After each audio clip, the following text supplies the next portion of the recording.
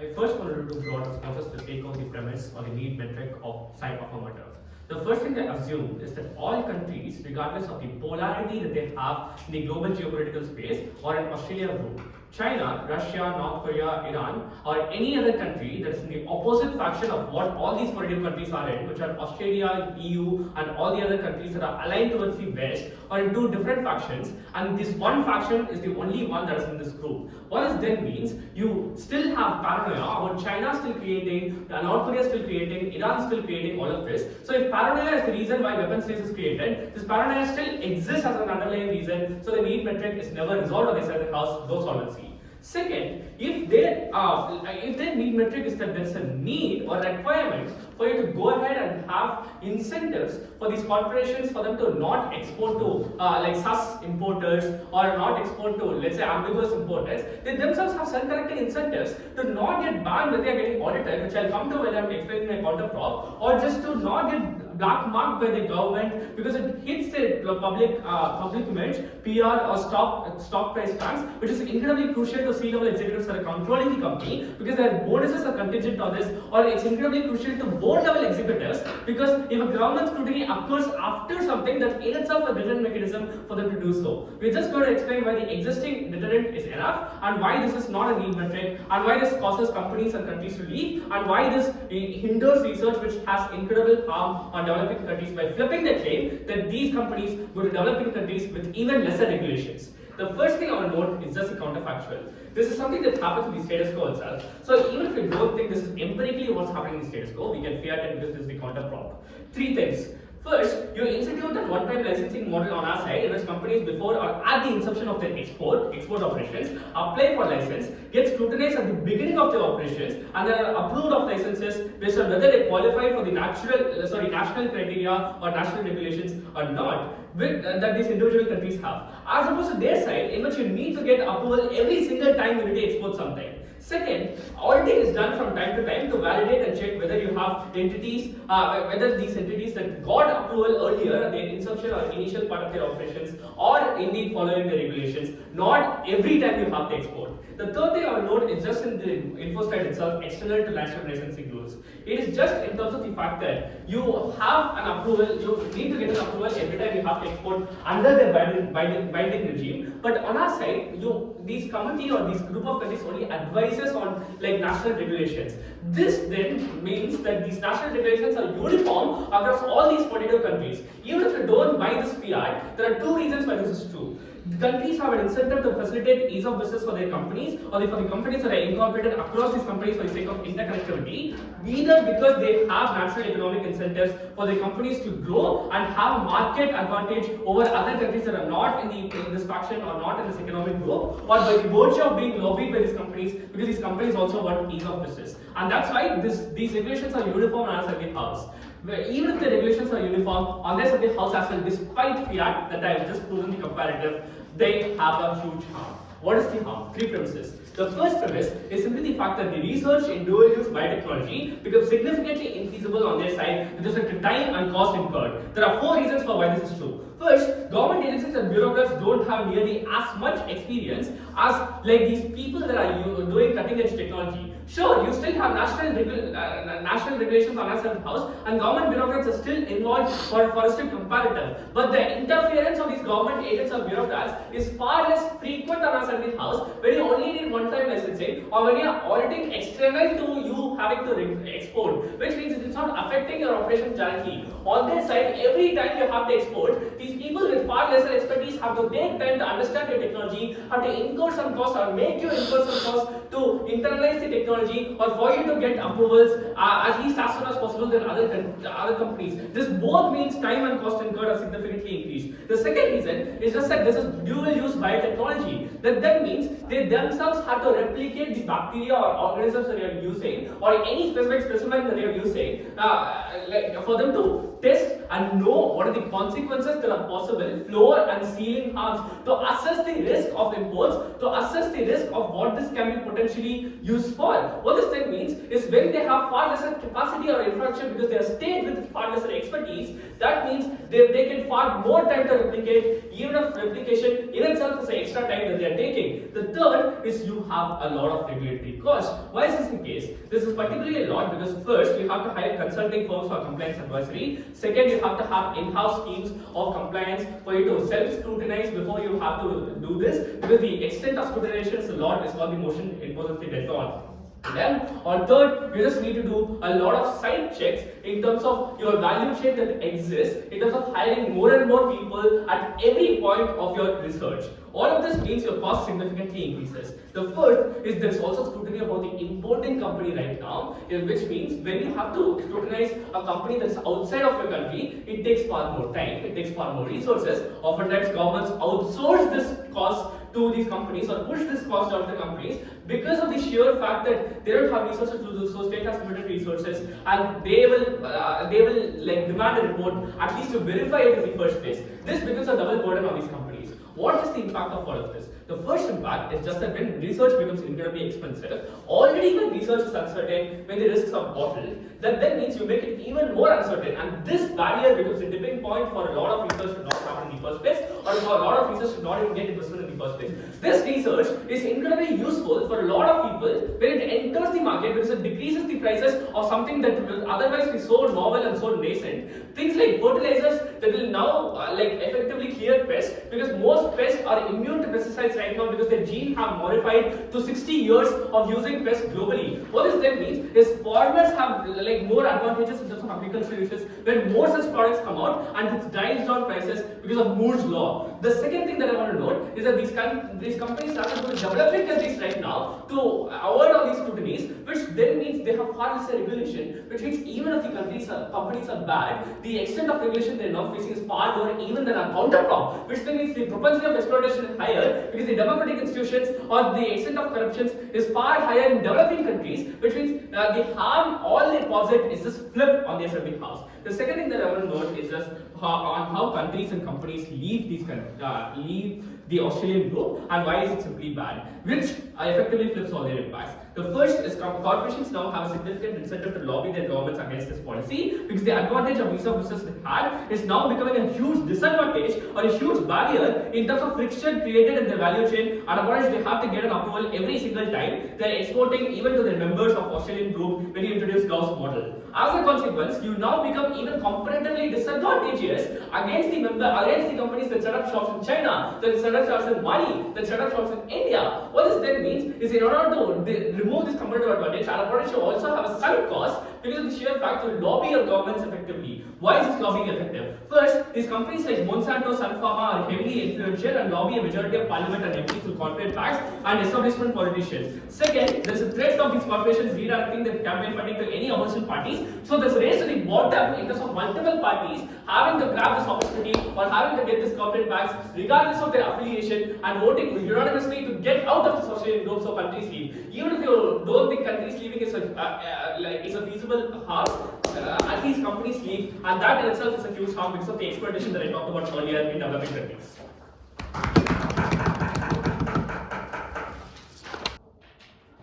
So Raghav is lying to you. None of these companies make weapons or bioweapons that would lead to significant human harms. There are good reasons for it. One, there's an international agreement by UN on prevention of bioweapon technology and penetration of it, because of which no legitimate buyer is even allowed to buy bioweapons from anyone, which means you as a company obviously need to show revenue and things to your shareholders. You cannot do that by selling to illegitimate buyers. Obviously, there are some companies in the world who are selling to Hezbollah, but they are possibly located in China or North Korea because they are able to bypass regulations and they possibly do not care about stock markets. So illegitimate sellers sell to illegitimate buyers, legitimate sellers sell to legitimate buyers in order for that agreement to come into force. Because if there's an illegitimate deal, it cannot be enforced in a court of law, it cannot be enforced by any government or through any means, and therefore there's absolutely no possibility of you making money. So no company in the world in these legitimate countries of 42 plus EU is making bioweapons as they contest. Second, very often the number of buyers within the bioweapon technology is very limited. prohibited. Like I said, most countries are restricted from having bioweapons.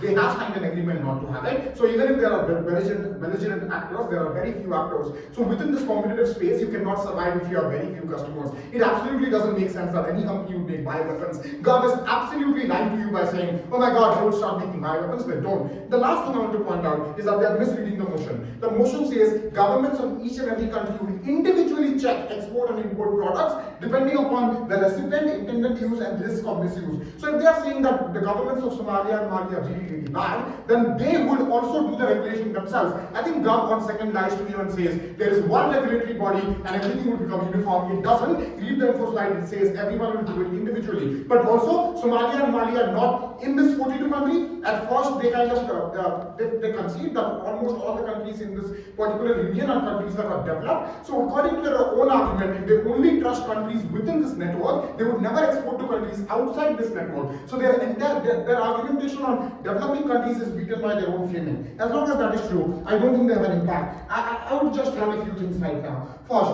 I'm going to run as to why on the house, out of the house, with the existing regulations, a lot of companies want to stay and they want to do things in a good enough manner. The existing regulations is very simple. You obtain a license, you possibly explain to the government what you are going to do, and then you do it, you follow a few audits, and then you are good to go. I think this is a really good regulation because as long as these 42 countries with European Union come together and advise on international level regulations, governments are likely to follow it. We give you reasons within Vishwa's speech, which is most likely the fact that governments want to increase ease of businesses. These possible countries have a conference every year where they talk about what these regulations should be, and they possibly pass a resolution that we all are now follow it, so that we are creating ease of business. This happens with every international union out there and every other international capacity out there, and therefore it is likely to happen in this case. Until you hear something from their side as to why everything is going to be ununiform, given its empiric and given we have analysis, you should follow it. As long as that is true, these companies possibly have uniform regulation, and therefore it allows for a form of ease of business where you can easily export to all these countries and make a lot of money. But then you need to read the info slide again, because the info slide says on their side of the house, governments will have to review each and every export deal, even if you are exporting to countries within this union. So even within the union, you no longer have the ease of business, because every time you are exporting to countries within this union, you could and you would have to go through a government regulatory check, and Vishwa explains to you why that is going to be really, really hectic. I want to be very clear. You have to assess the recipient. How do you assess the recipient if they are not in this country? What if they are outside this 42 countries where you have this regulation? You basically have to get all the company finances, look into everything that this company does, and most of the recipients would not be comfortable with doing that, so they will possibly shift out of this supply chain as a result of this, because of which companies face losses. But more importantly, companies simply cannot bear this cost. They say all of these are large companies. That's untrue. Look at this entire supply chain. You have biological materials, equipment, techniques, software, and knowledge. Sure that the production companies that are producing fertilizers are really large, but companies that are creating simple software or equipment techniques or knowledge-based research corporations aren't billion-dollar industries.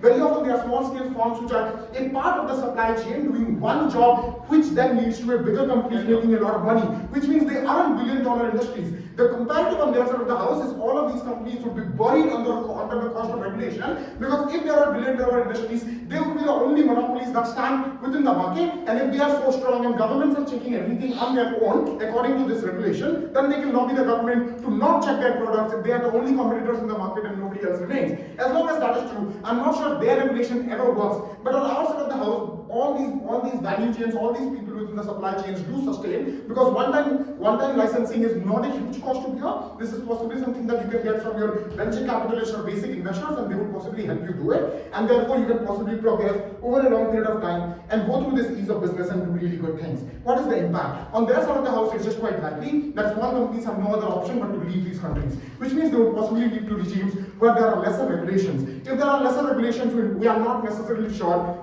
what kind of regulations are they going to follow. If they are economically desperate, they can make really bad deals, they can do really bad things. In this particular setup, where there is national regulation on licensing, possibly you have good companies getting licensed after thorough background checks. after a quick check on who their exports are and who they are dealing with. On the other side of the house, you possibly have bad licensing, like they said, in Mali or Somalia or any other country, where possibly governments are easily bribed. They do not check who you are exporting to and what you are doing, and therefore these companies possibly do further bad things if they are saying so, and if they have no other option but to cope with this mechanism and then leave after financial collapse, they will become desperate actors who can then, I don't know, export to North Korea and belligerent actors that they are talking about if there is a demand for them. Obviously, these are possibilities. All of these could happen if they cannot be regulated, which they are on our side of the house. The last thing I want to point out is that this obviously motivates some of the countries to leave this union as well, simply because for these countries to go through this framework in and of itself is quite difficult. Not all countries have the expertise to go through biochemical material and then investigate into each and every one of them. Look at the model at first. They are saying we will kick out countries or impose huge fines if they fail to do this within a reasonable period of time. If this is the kind of imposition that they will bring, a lot of countries might not want to be a part of this particular campaign, because the only point of this group was the ease of business between these countries, and if they have to check each and every business deals, and if they have to take a huge burden on the state and the companies, it's quite likely that a lot of them would prefer to leave. If they prefer to leave, then you have absolutely no control, no international resolution, none of them meet every year in order to create the checks and balances that they are creating right now. And in absence of checks and balances, you have absolutely no certainty. With absolutely no certainty, all of them would become far more conservative with their research, and they would not collaborate with each other. If they don't collaborate with each other, that creates another line of analysis to our path of victory, which is less research on their side of the house, more research on our side of the house, simply because on our side, countries are collaborating far more. The cost of research is lesser, and therefore more and more farms and more companies are entering into research. They come up with things like fertilizers that allow farmers to tackle food security. Millions of people are dying every year simply because they do not have food. Farmers are committing suicide because the pests are eating away all of their agricultural products, and this is happening across the world. As long as there is research, and they do tell us, right? Research is possibly done by universities that want to spread it, or like possibly when research is done, they can license this research to governments in the developing countries. If this research happens faster and in a good way, it's just quite likely that this leads to a lot of people being saved, a lot of lives being saved, and food security issues being solved throughout the world, which is kind of an amazing thing to do. So we flip their impact in terms of security, and we prove that research happens better than outside of the house.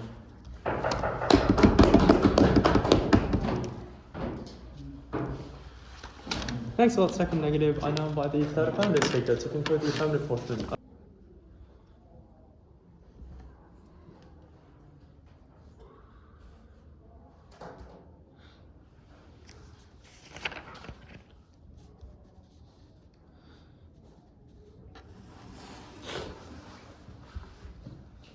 App's primary claim is that you start exporting to developing countries more. The problem with this is that this presumes that you're not currently exporting to these developing countries. On our side, we clearly tell you that companies have an incentive to export to developing countries insofar as there are no licensing, there are no restrictions that actively prevent you from exporting to developing countries. Insofar as you can make sure that developing countries can be given these products because the market is free, and because these companies already have a license, they have already been checked by the government, the instances in which developing countries get these products and technologies is significantly higher on our side, because these developing countries don't have to be checked. Insofar as the group has some developed countries which have biases against developing countries, and they can easily classify any weak biological material as something that can possibly be used in military technology, something that can possibly be used to create bioweapons. These developed countries can easily block any proposal or any chances for these companies to export technology, export material to developing countries. So clearly on their side, the capacity for developed countries to be able to abuse this process and stop any exports to developing countries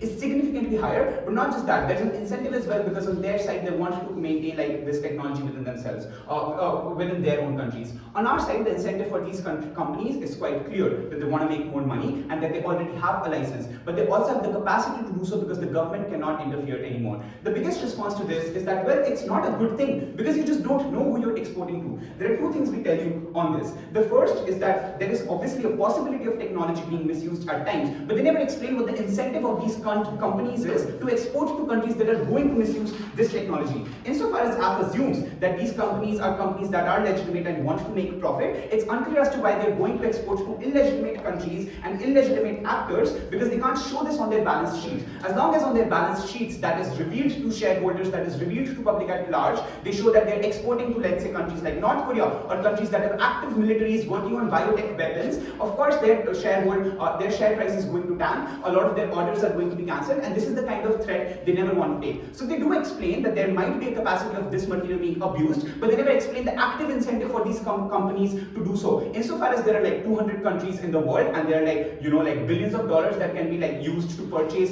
this material, I think companies have enough incentive to go to those developing countries which are not going to abuse this, which are going to use this. Because do remember the positive benefits we tell you. We tell you that this can be used in a wide range of applications. You can solve diseases, you can solve you can solve crop production, you can increase energy production and stuff like that. This means the technology that we're talking about has a wide scale of application. It can be exported to different industries in different companies. It's unclear as to why you can only make money by selling this to militaries that are going to make this a bioweapon. They never explain why the priority of these companies is to export to only militaries that are making bioweapons. We give you an alternative incentive to export it to all the industries that can apply the use of this technology. That's their first problem. The second problem is just on the comparative. NEG explains to you why we get more competition on our side, because the cost to producing this technology and getting it verified is significantly lower. Insofar as the cost to production is lower and the cost to verification is lower, more money can be used in actual safety measures where the companies themselves check on their own production lines. They check that their products are being exported safely and they're not going into like bad hands,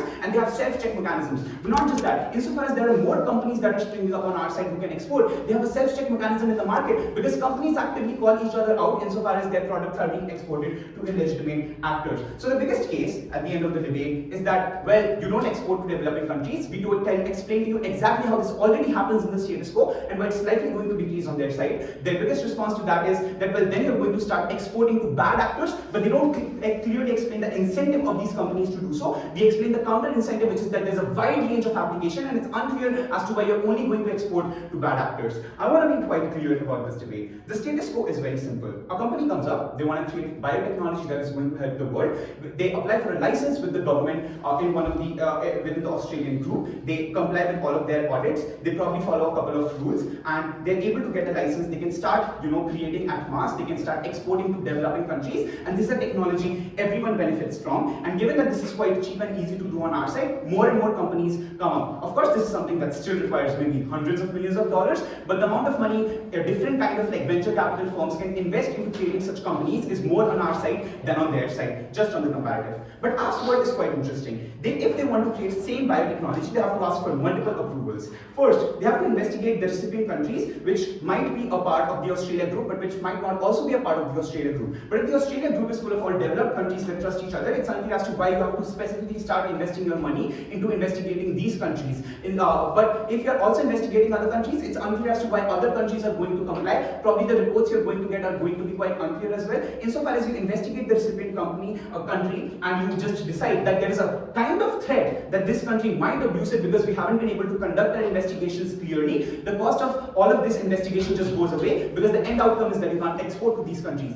So the first step of investigating the recipient country itself fails. The second thing they want to do is investigate the intended use, for which they have a lot of reports, they have suggestions, they probably hire a lot of analysts and companies to comply with all the rules and regulations that are made on their side. But insofar as the intended use can itself also then lead to some sort of biases, where the developed countries say that there is an intent, that there is a chance of misuse happening, again the chain fails and you cannot export it to developing countries. The third thing you do is make reports on risk of misuse, and every small company in the supply chain that cannot comply with these like reports that they have to produce. And remember, there are a lot of small companies in the supply chains, because if let's say you want to have like CRISPR technology, you need to have 100 companies working together to develop the machines that are like coming into your country, and every single one of this has to be investigated. This is a huge cost that is imposed onto these companies. This does require a lot of money. This does increase cost meaningfully. What happens when this technology gets more expensive on their side? Two things. First, you just have less money that is available to put into research. So you might put some money into research, but then a lot of money also has to be put into investigations. If you put money into investigations by these government agencies, there's less money left for your own research to make these products safer, to stop abuse, and there's less money available for self-safety tests, and there's a higher incentive for you to now start selling to countries that might be actually able to misuse it, because even if you can sell in all the industries where the applications can be like used in a beneficial way, if you want to make more money, because they've invested more money, you start selling to countries that are willing to pay more for it. The countries that are willing to pay more for it might be the countries that actually misuse these technologies. The second harm is that you just push companies to actually shift their research and their offices and their production to other developing countries. They are right. A lot of this technology is concentrated in developed countries, but I would argue that that's a good thing insofar as these developed countries do have the checks. They do have responsible governments that are ensuring that these companies are following all of the rules. The audits are happening in a good manner. On their side, audits can easily be skipped insofar as there are some developing countries with corruption. So when you move your offices to countries like Mali and Somalia, which are not part of the Australia group or which don't have good checks, you avoid also all sort of scrutiny. This just increase and you increase the cost of export and research. The third impact is that in some instances, some countries might leave the Australia group. This does not seem like a big impact right now, but if some countries leave, that means the power Australia group has to dictate policies on biotechnology export decreases. When that happens, it further incentivizes other countries in the Australia group to leave as well, and with time Australia group becomes quite weak. The impacts of this is threefold. First, countries work with on our side work with uniform framework. Second, there are more companies that enter the market, and third, there's more money in research. This is crucial for two reasons. First, this allows for crucial research in biomedical advances. We have better machines, cheaper machines, better medical technology and testing of diseases, cheaper energy production. That's just good. And second is that competition allows for more research and cheaper products, which means you enter more markets, you offer products at cheaper, and you push for actual legislation in developing countries like Algeria and Sri Lanka to then ship products there, and you actively do this because you want to differentiate from your competitors who are just existing in developed economies. I thought the negative. I now invite the negative reply. Here.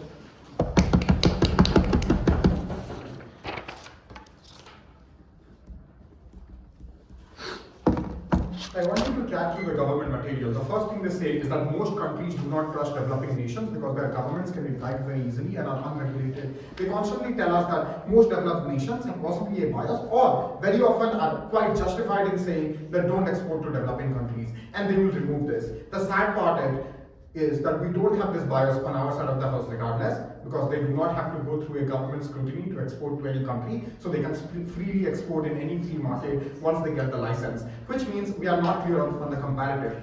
Their argument itself suggests that governments do not want to export to, let's say, less regulated countries. And if that is so, on their side, governments regulate this entire process, and governments have to decide if this is a safe export. That means they are more likely to say, don't export to Somalia, don't export to developing nations, because the intended use is unclear, because in the audits that are done by the government, these are seen as risky countries. With countries like USA constantly restricting even immigration from most of the nations on earth, we are unsure as to why these governments are so charitable that they would allow these companies to export to a lot of developing countries out there. As long as that is true, their boil down in WIP, which is about developing countries and then getting this technology, goes out because of the responses that you get in WIP. All of that is quite accurate. So we simply win on that because there is free access for developing countries right now, but on their side of the house, there will possibly be no access according to the own biases that they have shown in their speeches. But you also argue that the cost of this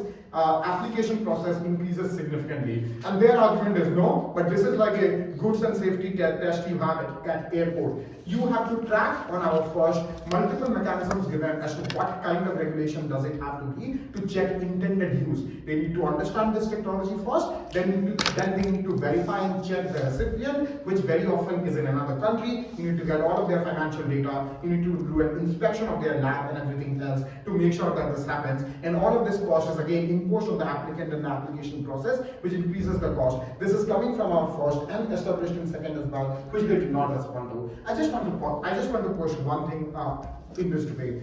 There were two sufficiently explained arguments that we had, apart from research as well, and that were about companies leaving and therefore being unregulated, and countries leaving the Australia group and therefore not being regulated enough, and possibly not having uniform standards, not meeting resolution, not creating safety tests. There was absolutely no response to both of those arguments in either deputy or whip on their end. What they try to do is simply boil down to one argument that they haven't proven on the comparative. As long as that is true, those are two arguments that were quite well analyzed throughout the bench, throughout our speeches, and you should credit those arguments even if you think research doesn't necessarily win the debate. As long as that is true, we win the debate on that. But What did we prove to you on research? The first thing that we tried to prove to you that in the status quo, research isn't bad and research isn't done for bad reasons. This happens in both of our speeches. At first, we explained to you that research very often is done in a manner that happens through licensing process, and possibly government can weed out all bad actors through the first simple audit that happens at licensing. The second thing we proved to you at second is that very often there isn't a legitimate market for bioweapons or for bad application of the technology. Can there be other bad application of the technology apart from bioweapons? You don't know, because bioweapons is the only example they constantly refer to. So as long as we prove that bioweapons is possibly an illegitimate use and you cannot find a market for bioweapons, this is possibly something that we do prove to you that research doesn't happen for the worst possible ways. If they could have taken a smaller burden, possibly they could have had a delta, but because they simply jumped to bioweapons, as long as we prove you won't sell bioweapons, we win on that clash. And we do prove that this happens in a safe way. You also prove that this happens in a manner where companies interact in a free market and export to one another, and therefore on our side of the house, research is done for a cheaper price. More companies enter the research scale, there are lesser monopolies, and they transfer this technology more and more for their market depth.